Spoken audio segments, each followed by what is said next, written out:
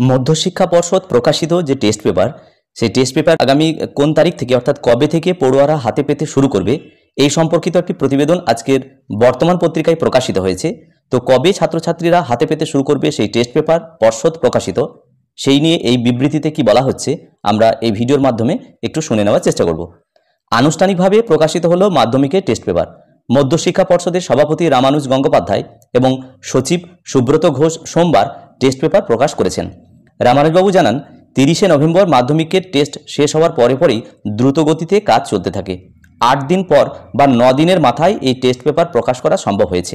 অন্যান্যবার পর্ষদের বিরুদ্ধে test paper প্রকাশের দেরির অভিযোগ তোলে বিভিন্ন শিক্ষক সংগঠন। বেশ কিছু সংগঠন নিজেরাও টেস্ট পেপারের ধাঁচে সাজেশনের বই এবং মডেল প্রশ্নপত্রের সংকলন প্রকাশ করে। একাধিক প্রকাশনীও একই ধরনের বই তৈরি করে বিক্রি করে। তাই পর্ষদের টেস্ট পেপার দেরিতে প্রকাশিত হলে তা নিয়ে আগ্রহ কমে যায় পড়ুয়াদের। এ প্রসঙ্গে রামানুজবাবুর বক্তব্য, টেস্ট না হলে তো আর টেস্ট পেপার তৈরি করা যায় না।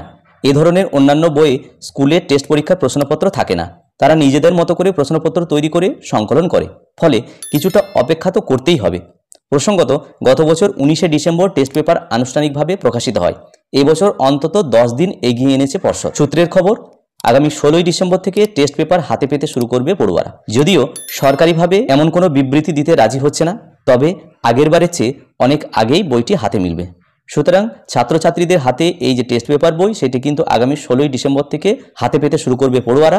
পর্ষদ সূত্রে এমনই খবর রয়েছে। যাই হোক, ভিডিওটি সকলকে দেখার জন্য ধন্যবাদ। সকলে ভালো থাকুন, সুস্থ থাকুন।